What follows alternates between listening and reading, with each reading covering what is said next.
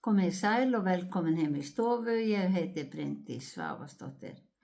Í dag 9. ágúst, 10. sunnudag eftir þrenningarhátíð, er þema dagsins Drottinn og fólk hans, gjafir náðarinnar.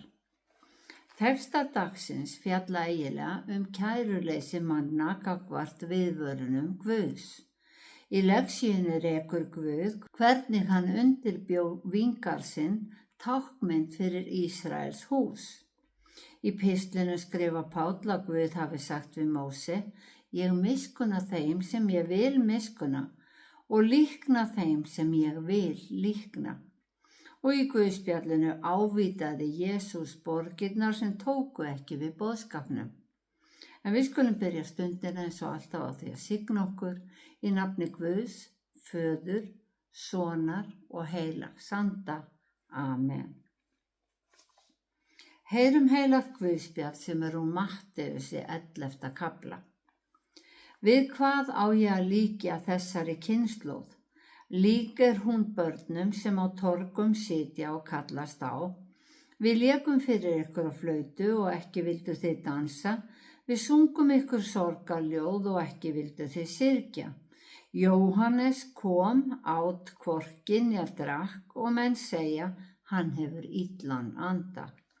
Mannssonurinn kom, át og drakk og menn segja: Hann er mathákur og vínsvelgur, vinur tollheimtumanna og ber syndugra. En spekin sannast af verkum sínum. Þá tók Jesús að ávíta borgirnar þar sem hann hafði gert flest kraftaverk sín fyrir að hafa ekki tekið sinnaskiptum. Vei þér Korasin, vei þér Betsaida.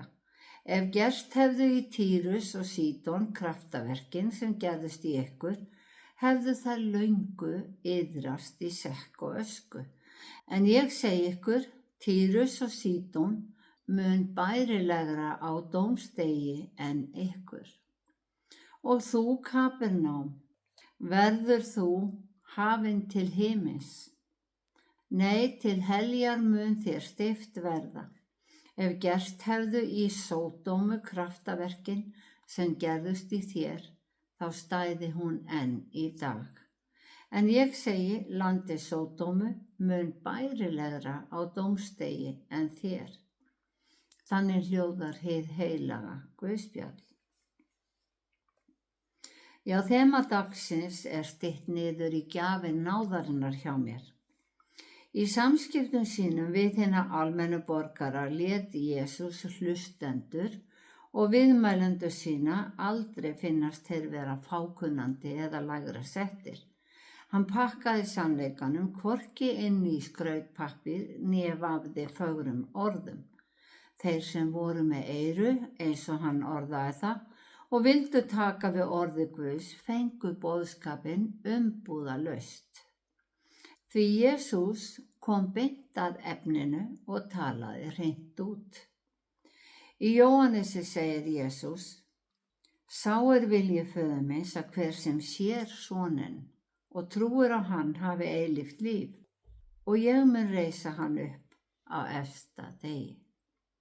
Hve fagurt er þetta loforð, en við verðum að átta okkur á því að fagnaðarerindið eða góðu fréttirnar sem Jesús færði okkur er aðeins önnur hliðin á peningnum.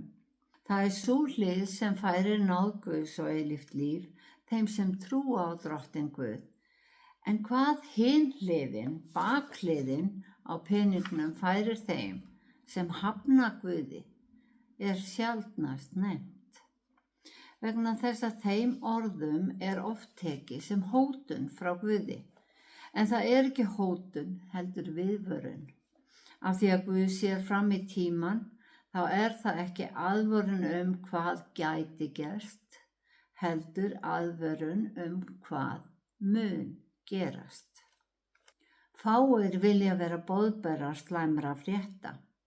Dómsdagur er sjaldan nefndur í predikunum og í minningarorðum í dagblöðunum eru flestir dánir oftast komnir strax í sumarlandið eða á einhvern betri stað að spila golf eða eitthvað svoleiðis. Biblían segir allt annað. eins og ég las áðan, þá sagði Jesús, sá sem trúir á soninn verður reistur upp til eilífs lífs á efsta degi.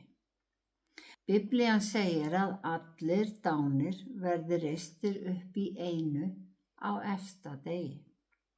Merkingin á bakvið þetta hugtak efsti dagur er að eftir þann dag koma ekki nýir dagar. Sá dagur verður hinn síðasti í þessari veröld sem við þekkjum. Í 24. kafla Jesaja er áhugaverður spádómur efsta dag sem allir ætti að lesa.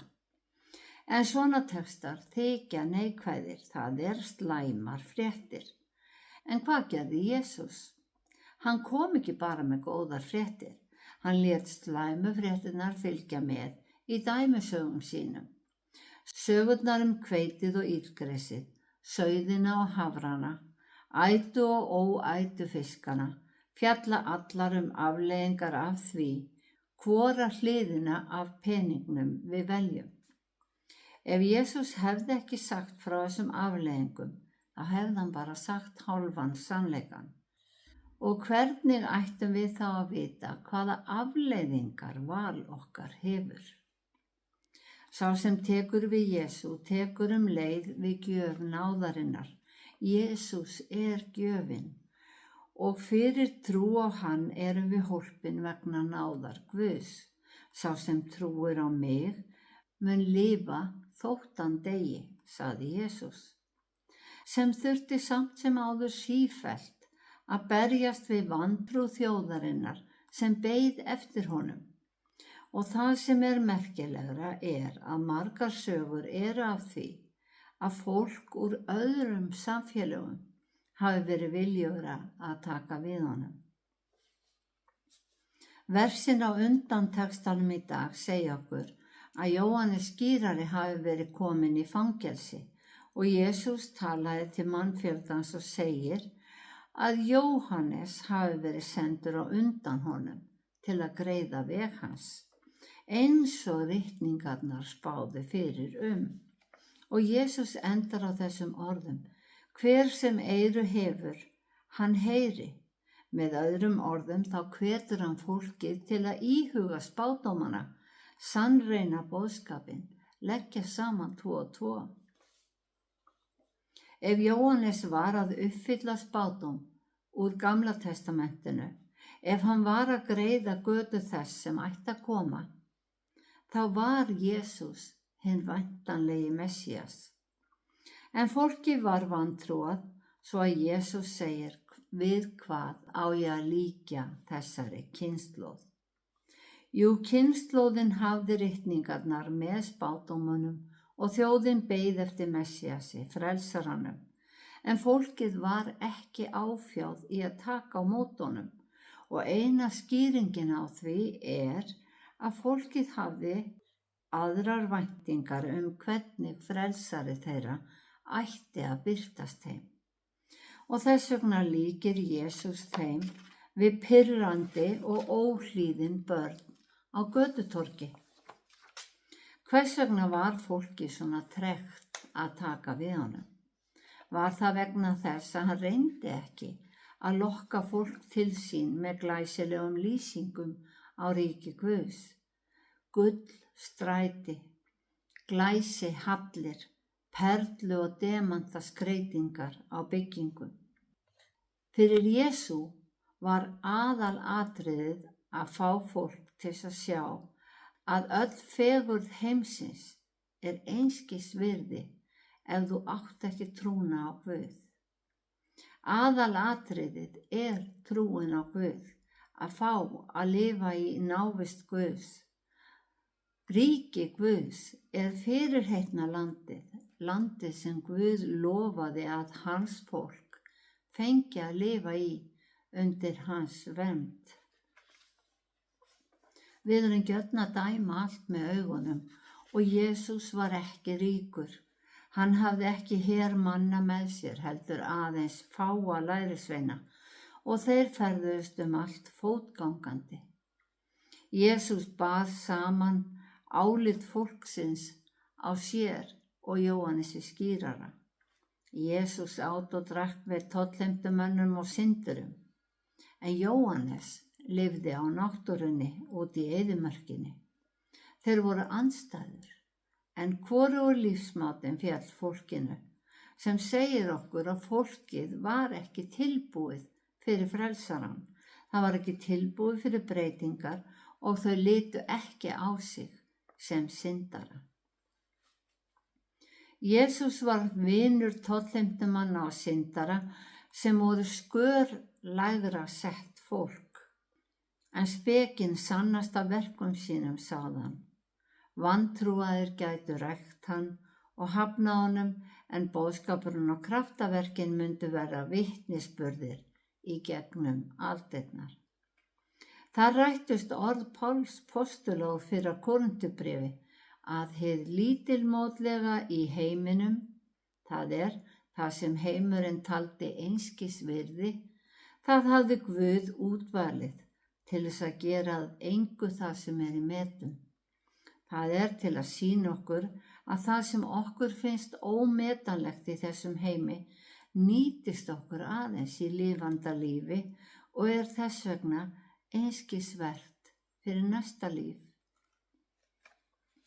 Verðmæta mat okkar felst oft í fallegum byggingum, fatnaði og hlutum.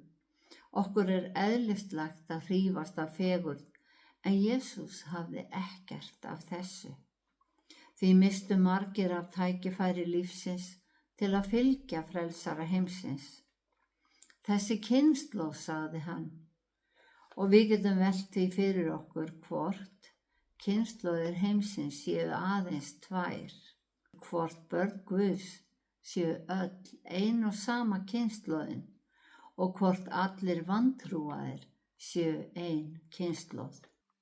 Svo er það spurningin hvort Jesús hafi aðeins beint orðum sínum til samtímamanna sinna eða hvort þessi orð eigi alltaf við. Já, þema dagsins er gjafir náðarinnar. Af náð erum við hólpin fyrir trú, þetta er Guðs gjöf, skrifaði Páll. Jesús kom beint að efninu og talaði hreint út. Við eigum máltæki sem segir, vinur er sá, er til vams segir, og það er nákvæmlega það sem Jesús gerði. Guð er Guð sannleikans sem kennir okkur aðeins það sem er gagnlegt fyrir okkur og leiðir okkur ekki afvega. Hálfur sannleikur getur verið varasamur, en það er gott að vita að Jesús mætir öllum sem vilja hlusta á hann á þeim tímapunkti sem þeir þarfnast hans, leita hans mest eða þar sem þeir eru staddir þá stundina. Og það sem er ótrúlegast er hvað Guð er þolinmóður. Hann bíður þess að við tökum ákvörðun boðskapinn og játum trúna. Hann bíður þess að við sannfærumst að Jesús Kristus sé drottinn. Ef við kostum upp peningi þá mun önnur hliðin snúa upp þegar hann lendir. Hjá kristnu fólki hefur sú hlið mynd af Guði. Fyrir trúna lifir boðskapurinn og vex með okkur.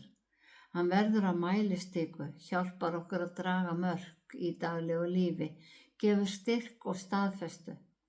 Við lærum að þekkja sannleikann og það að þekkja allan sannleikann eyðir óvissu og gerir okkur frjáls og óttalaus fyrir Guði á efsta degi.